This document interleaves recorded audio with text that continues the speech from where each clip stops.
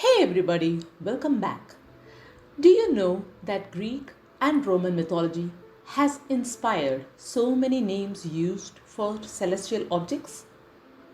There are a total of 8 planets in our solar system.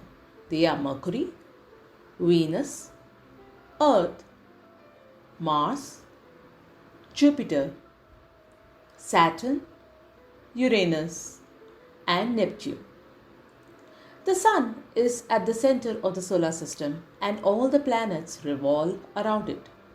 This theory is called as the heliocentric theory. Want to know about the origin of the name? It is from the Greek mythology. Helios was the sun god in Greek mythology. Therefore, heliocentric means that the sun is at the center. Helios was one of the titans, that is, one of the early Greek gods. But then why do we use solar to describe things representing the sun? That is because the Roman equivalent of Helios was Sol. Hence the name solar system, solar eclipse, and so on.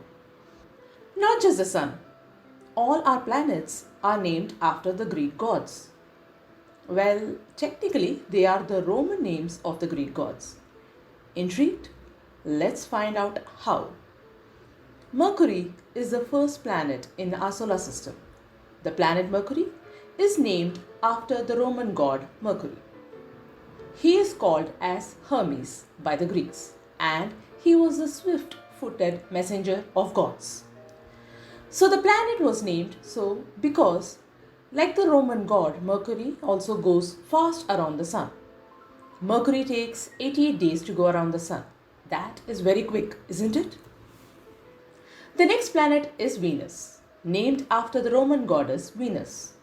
This is the only planet to be named after a female goddess. Venus, also known as Aphrodite in Greek mythology, was a goddess of beauty and love. This planet shines the brightest among the planets and we can see from the Earth. Don't believe me? You can step outdoors tonight and you will notice Venus shining bright up in the night sky with naked eye. The third planet is the Earth, the planet that we call home. Earth is not named after any gods. The Greek term used to refer to Mother Earth is Gaia. The planet after Earth is Mars. Mars is named after the Roman god Mars. His Greek equivalent is Ares. He was the god of war. So it is quite obvious why Mars was named after the god of war. Ares loved war and war equates to anger and blood. The planet Mars is bright red that looks fierce just like the god it was named after. The next planet is also the largest planet in the solar system. It is Jupiter. Jupiter, or Zeus as the Greeks called him, was the king of the gods. He was the most powerful of the Greek gods. Therefore, the largest planet was named after the biggest of the Greek or Roman gods. Zeus was the god of sky and thunder.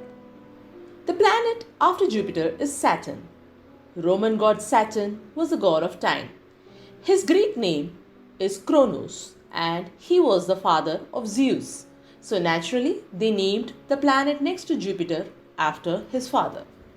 Similarly, the planet next to Saturn is named after Kronos' father, Uranus. Uranus is the only planet that is named after a Greek god.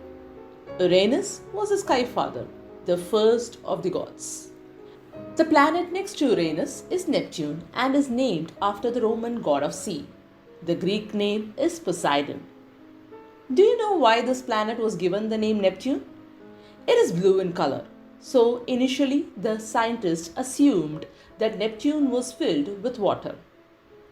The moons of Neptune are named after the lesser sea gods. With this we are done with all the 8 planets. But do you know that until 2006 there was one more planet included in the list and which has now been made as a dwarf planet? Pluto, or the Greek god Hades, was the god of the underworld. Pluto, being cold and farthest from the sun, was named after the god of the underworld. Not just the planets. Dwarf planets, moons, constellations are also named after characters from the Greek mythology. Just step outdoors and see the night sky tonight. A book on constellation or even a stargazing app can help you identify many of them.